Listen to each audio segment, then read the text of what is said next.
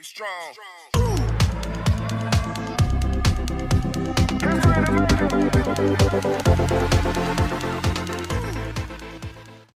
दोस्तों, आज के इस वीडियो में हम जानेंगे प्रधानमंत्री सुरक्षा बीमा योजना के बारे में। मात्र ₹1 हर महीने देके आप 2 लाख का एक्सीडेंटल इंश्योरेंस कैसे ले सकते हैं, तो इसके बारे में ये वीडियो है दोस्तों। तो चलिए दोस्तों, हम वीडियो के अंदर चलते हैं। प्रधानमंत्री सुरक्षा बीमा योजना। दोस्तों, आज की इस वीडियो में हम जान लेते हैं प्रधानमंत्री सुरक्षा बीमा योजना के बारे में। सिर्फ ₹12 में 2 लाख का एक्सीडेंटल इंश्योरेंस कैसे मिलता है, तो इसके बारे में पूरी जानकारी इस वीडियो के माध्यम से जान लेते हैं। दोस्तों, अभी हम जान लेते हैं कि इस स्कीम में ज्वाइन होने के लिए आपके पास क्या एलिजिबिलिटी होनी चाहिए।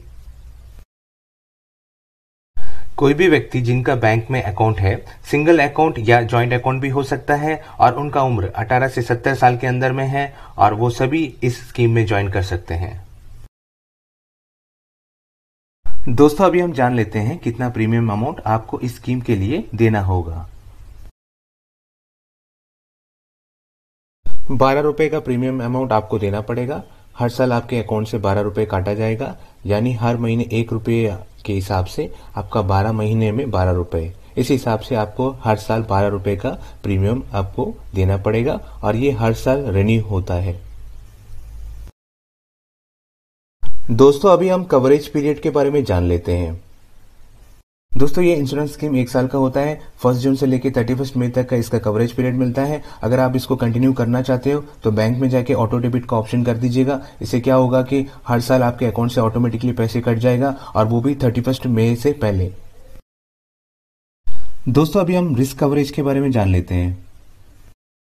अगर जो इंश्योरेंस किया है उनका डेथ हो जाता है या उनका फुल डिसेबिलिटी हो जाता है, तो इस केस में नॉमिनी को ₹2 लाख मिल जाता है। फुल डिसेबिलिटी का मतलब ये होता है कि दोनों आंख, दोनों हाथ और दोनों पैर जिसका चला जाता है, उसको हम फुल डिसेबिलिटी बोलते हैं। तो इस केस में भी ₹2 लाख मिल जाता है।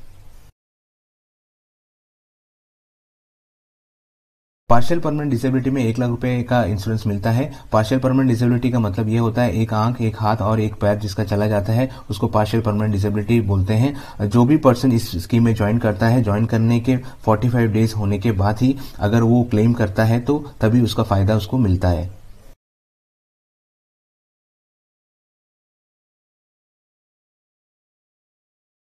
दोस्तों, अभी हम नो इंश्योरेंस कवरेज के बारे में जान लेते हैं। इंश्योरेंस कवरेज कब नहीं मिलता है? अगर किसी का डेथ हो जाता है सुसाइड की वजह से, अल्कोहल की वजह से या ड्रग की वजह से, तो इस केस में इंश्योरेंस कवरेज नहीं मिलता है। अगर किसी ने अकाउंट को बीच में बंद कर दिया है या उसका अकाउंट में बैलेंस नहीं रहा जो इंश्योरेंस स्कीम को रिन्यू करने के लिए, तो इस केस में भी उसका इंश्योरेंस नहीं मिलता है। दोस्तों, अभी हम क्लेम प्रोसीजर के बारे में जान लेते हैं। क्लेम करने के लिए नॉमिनी को बैंक जाना पड़ेगा, जहां पे इंश्योरर का सेविंग बैंक अकाउंट है, और वहां पे जाके क्लेम फॉर्म और डिस्चार्ज रिसिप्ट लेना होगा, या ये इंश्योरेंस कंपनी से भी वो ले सकते हैं।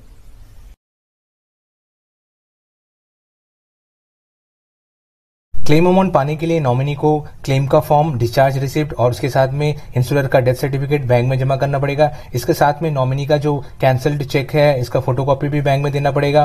अगर परमानेंट डिसेबलमेंट हो जाता है तो ओरिजिनल FIR, पंचनामा और डिसेबिलिटी सर्टिफिकेट, ये जो सिविल सर्जन की तरफ से दिया गया है, ये इसको बैंक में जमा करना पड़ेगा। क्लेम फॉर्म मिलने के बाद बैंक अपनी तरफ से पूरी वेरिफिकेशन करता है। 30 दिन के अंदर सारे वेरिफिकेशन कंप्लीट होने के बाद नॉमिनी का डिटेल जो है इंश्योरेंस कंपनी भेज देता है, और इंश्योरेंस कंपनी अपनी तरफ से 30 दिन के अंदर में वेरिफिकेशन कंप्लीट करते हुए सीधा अमाउंट जो है नॉमिनी का अकाउंट में ट्रांसफर कर देता है।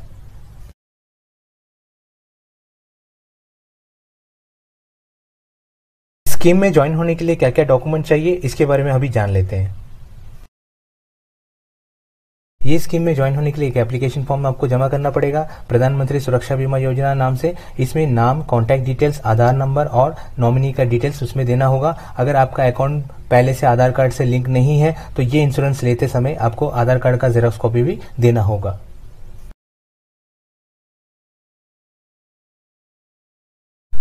दोस्तों, अभी हम इंश्योरेंस क्लेम फॉर्म के बारे में जान लेते हैं। दोस्तों, प्रधानमंत्री सुरक्षा बीमा योजना क्लेम कम डिस्चार्ज फॉर्म जैसे कि आप देख रहे हैं, देखिए यहाँ पे जो है इंश्योरर का जो है डिटेल यहाँ पे देना। पार्ट 1 में details of the member enrolled under PMSBY, इसमें name, address, bank, date and time of accident देना होगा, प्लेस ऑफ एक्यूरेंस देना, nature of accident, date of death, causes of death, तो डिटेल्स ऑफ डिसेबिलिटी, डॉक्यूमेंट जो है proof attach करना है, आधार number attach करना है, इनकम टैक्स का जो है डिटेल्स यहाँ पे अटैच करना है। Part 2 details of the nominee in case of death of insured member, इसमें name of the nominee, age of the nominee और नॉमिनी अगर माइनर है उसका डिटेल, तो ऐसे जो है प्रूफ ऑफ डेथ और रिलेशनशिप ऑफ नॉमिनी और कॉन्टैक्ट डिटेल्स देना होगा, ईमेल एड्रेस, नॉमिनी का अपना अकाउंट नंबर भी यहाँ पे देना है ताकि जो क्लेम अमाउंट उनके अकाउंट में पहुंचाया जाएगा। तो और उसके बाद अकाउंट नंबर के डिटेल देना है, bank, IFSC code, Aadhaar number, PAN card, KYC document देना है और देने के बाद ये फॉर्म को साइन करके बैंक में जमा करना है। इसके बाद क्लेम का जो है प्रोसेस स्टार्ट हो जाता है। दोस्तों, अभी तक आपने ये जाना कि ऑफलाइन में कैसे अप्लाई करना है ये इंश्योरेंस स्कीम के लिए। अभी मैं बताता हूँ कि आप ऑनलाइन में कैसे ये इंश्योरेंस स्कीम के लिए अप्लाई कर सकते हैं। दोस्तों, आप PMSBY में ऑनलाइन अप्लाई करना चाहते हैं तो आपके पास नेट बैंकिंग का सर्विस होना चाहिए। आप यूजर ID पासवर्ड डाल के जैसे ही लॉगिन करते हैं तो आपको ऐसा एक स्क्रीन नजर आएगा। तो यहाँ पे जाके ई सर्विसेज का जो एक ऑप्शन है उसको आपको क्लिक करना है। जैसे ही दोस्तों आप ई सर्विसेज में क्लिक करते हैं आपको ऐसा एक स्क्रीन नजर आएगा। तो नीचे आप देख सकते हैं, देखिए social security scheme PMJJBY, PMSBY, APY ऐसे करके आपको नीचे नजर आएगा। तो इसमें जाके आपको क्लिक करना है। जैसे ही आप वो सोशल सिक्योरिटी स्कीम में क्लिक करते हैं तो आपको ऐसा एक स्क्रीन नजर आएगा। यहाँ पे आप देख सकते हैं दोस्तों, यहाँ पे देखिए अप्लाई दिया है और स्टेटस दिया है। तो यहाँ पे देखिए नीचे में सेलेक्ट स्कीम, तो यहाँ पे आपको स्कीम को सिलेक्ट करना है और यहाँ पे नीचे अकाउंट नंबर है उसको भी आपको सिलेक्ट करना है। जैसे ही दोस्तों आप स्कीम को सिलेक्ट करेंगे तो आपको ऐसा एक स्क्रीन नजर आएगा। तो यहाँ पे देखिए आपको प्रधानमंत्री सुरक्षा बीमा योजना दिया हुआ है तो इसको आपको सिलेक्ट करना है। दोस्तों, अभी आप स्कीम सेलेक्ट करने के बाद में नीचे आप देख सकते हैं अकाउंट नंबर का दिया हुआ है। तो इसमें जाके आपको अकाउंट नंबर को सिलेक्ट करना है। जैसे ही आप अकाउंट के बॉक्स को क्लिक करोगे तो इस तरह से आपका अकाउंट नंबर नजर आ जाएगा। तो इसको आपको सिलेक्ट करना है। दोस्तों, जब आप स्कीम और अकाउंट नंबर दोनों ही सिलेक्ट कर चुके हैं तो इसके बाद सबमिट कर दीजिएगा। सबमिट करने के बाद दोस्तों आपको ऐसा एक स्क्रीन नजर आएगा। तो यहाँ पे आप देख सकते हैं, तो आप कौन सा स्कीम सेलेक्ट किया है वो यहाँ पे आ जाएगा, आपका अकाउंट नंबर यहाँ पे आ जाएगा, इसके साथ में आपका CIF नंबर भी यहाँ पे आ जाएगा। जैसे ही दोस्तों आप CIF नंबर सेलेक्ट करते हैं तो आपको ऐसा एक स्क्रीन नजर आ जाएगा। इसमें आपका CIF नंबर और उसके साथ में आपका नाम दोनों ही रहेगा। तो इसको आपको सेलेक्ट करना है। दोस्तों, अभी आप CIF नंबर सेलेक्ट करने के बाद में अभी नीचे में आप देख सकते हैं सबमिट का बटन है, इसको आपको सबमिट कर देना है।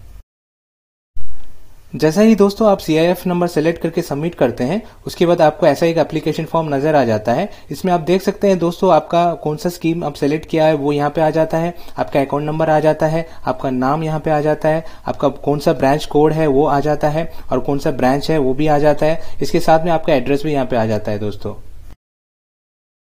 दोस्तों ये एप्लीकेशन फॉर्म में कुछ जगह में आपको भरना पड़ेगा, जैसे कि फादर का नाम यहाँ पे देना पड़ेगा, आपका जेंडर क्या है वो देना पड़ेगा, आपका मोबाइल नंबर यहाँ पे श्योर करना पड़ेगा, ईमेल एड्रेस यहाँ पे देना पड़ेगा, इसके साथ में आपका आधार नंबर भी यहाँ पे देना पड़ेगा। दोस्तों ये फॉर्म में आप एक बॉक्स देख सकते हैं, यहाँ पे देखिए एक बॉक्स दिया हुआ है, इसमें पूछा गया है कि इफ एप्लीकेंट डिसेबल्ड, अगर जो एप्लीकेंट है वो डिसेबल है तो उसमें टिक मार्क करना पड़ेगा। इसके साथ में नॉमिनी का डिटेल देना पड़ेगा, जैसे कि फर्स्ट नेम, मिडिल नेम, उनका लास्ट नेम यहाँ पे देना है और रिलेशनशिप विद एप्लीकेंट, रिलेशनशिप क्या रिलेशनशिप है वो बताना पड़ेगा। उसके साथ उनका मोबाइल नंबर, उनका ईमेल आईडी, एड्रेस और नॉमिनी का डेट ऑफ बर्थ यहाँ देना पड़ेगा। अगर नॉमिनी माइनर है तो उसका डिटेल भी यहाँ पे देना पड़ेगा। ये देने के बाद इसको सबमिट करना है। जैसे ही सबमिट करते हो ये फॉर्म बैंक में चला जाता है। उसके बाद जैसे ही अप्रूव हो जाता है तो इसको आप स्टेटस में देख सकते हो और वहां से आप एक्नॉलेजमेंट कार्ड भी डाउनलोड कर सकते हो।